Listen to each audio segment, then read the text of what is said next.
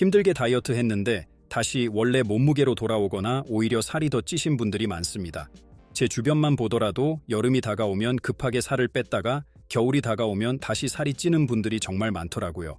브라운 의과대학에서 연구한 연구 자료에 따르면 원래 몸무게에서 10% 이상 감량한 후 그 몸무게를 1년 이상 유지한 사람의 비율이 20%, 즉 요요 현상을 겪은 사람들이 80%에 달한다고 합니다.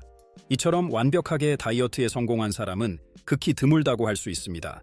그렇다면 어떻게 요요 현상 없이 지속적으로 다이어트를 할 수 있는 걸까요? 주변의 수많은 다이어트 사례들을 들어보면서 다이어트에 실패한 사람들은 딱 5가지의 잘못된 방법으로 다이어트를 하고 있더라고요.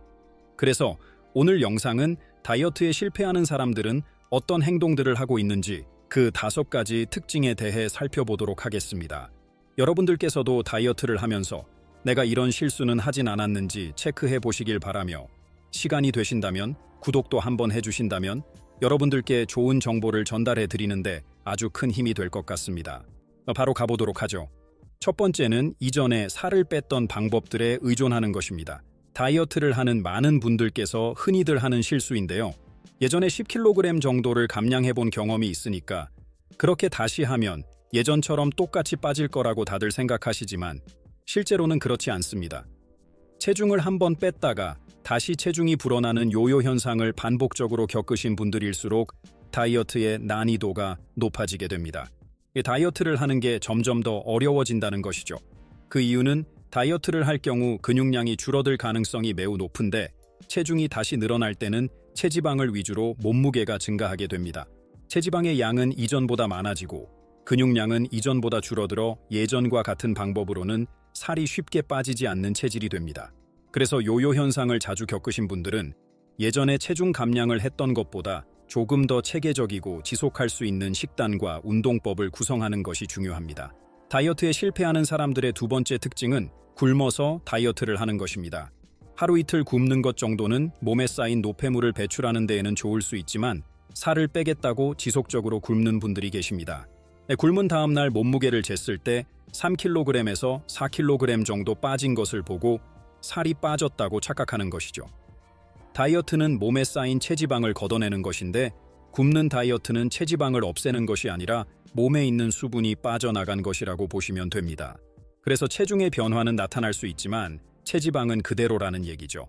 이렇게 굶어서 뺀 몸무게는 음식을 다시 먹으면 늘어나게 되고 체지방은 이전보다 더욱 더 늘어난 상태가 됩니다. 굶는 다이어트의 부작용은 이뿐만이 아닙니다. 몸에서 빠진 수분 때문에 우리의 피부는 거칠어지고 주름이 쉽게 생길 수 있습니다. 또한 영양 부족과 스트레스로 인해 머리카락이 빠질 수 있으며 심각할 경우 신부전을 일으킬 수 있습니다. 여성분들의 경우 호르몬 불균형으로 인해 월경불순 혹은 불임 가능성 또한 증가할 수 있기 때문에 반드시 굶는 다이어트는 피하시는 것이 좋습니다. 다이어트에 실패하는 사람들의 세 번째 특징은 먹는 음식을 한 번에 바꾼다는 것인데요. 다이어트를 하고자 하는 의욕이 과다해서 일반식을 꾸준히 먹던 분들이 모든 끼니를 한 번에 다이어트식으로 바꾸는 경우가 굉장히 많습니다. 모든 식사를 다이어트식으로 바꿔서 꾸준히 유지를 할 수만 있다면 가장 좋겠지만 이것을 유지하는 것은 정말 어렵습니다. 이렇게 한 번에 바꾼 식단들은 식욕을 참기 어렵게 하고 소위 말해 입을 터지게 만드는 것이죠.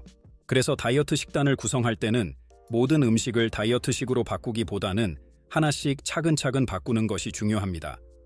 예를 들어 평소 3끼를 드시는 분이라면 3끼 중 1끼만 다이어트 식사로 바꾸고 적응이 된다면 점차 다이어트 식단으로 바꾸시는 것이 좋습니다. 만약 먹는 음식이 칼국수라고 한다면 밀가루로 만든 칼국수 대신 소화 흡수가 좀 더 느리고 칼로리가 낮은 메밀국수로 재료를 바꾸시는 것도 건강한 식단 유지에 많은 도움이 되실 겁니다. 다이어트에 실패하는 사람들의 네 번째 특징은 운동만 해도 살을 뺄 수 있다고 생각하는 것입니다.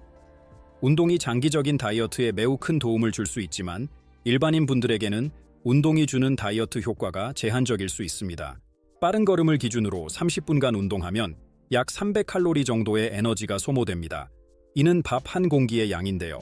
이처럼 운동만으로 체중 감량을 하려고 한다면 하루 동안 적어도 2시간에서 3시간 이상의 많은 시간을 운동에 투자해야 합니다. 실수로 치킨을 먹은 날에는 반나절을 운동만 해야 할 수도 있습니다. 하지만 직장인 분들이나 일을 하시는 분들의 경우 운동에 많은 시간을 투자하기 어렵고 운동의 강도를 높일 수 있는 체력과 근력이 부족해서 운동만으로 다이어트 효과를 보시기에는 매우 제한적일 수 있습니다. 즉, 다이어트 식단을 우선적으로 구성하는 것이 매우 중요하고 운동은 조금 더 부가적인 요소로 생각하시는 것이 좋은 접근 방법입니다. 마지막, 다이어트에 실패하는 사람들의 5번째 특징은 목표 체중에 도달하면 다이어트가 끝이라고 생각하는 것입니다. 다이어트 하시는 분들의 90%가 이와 같은 생각을 하실 텐데요.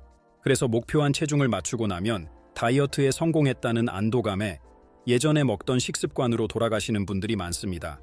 하지만 예전 식습관으로 돌아가는 순간 요요 현상을 경험하게 되실 수도 있습니다. 그래서 감량한 체중을 유지하기 위해서는 다이어트를 했던 식단을 유지하려는 노력이 필요합니다. 제가 생각하는 다이어트에는 끝이 없다고 생각합니다. 앞서 말씀드린 것처럼 감량한 체중을 유지하기 위한 노력이 계속 지속되어야 하기 때문이죠. 그래서 다이어트가 어렵고 많은 분들이 실패를 하는 이유인 것 같습니다.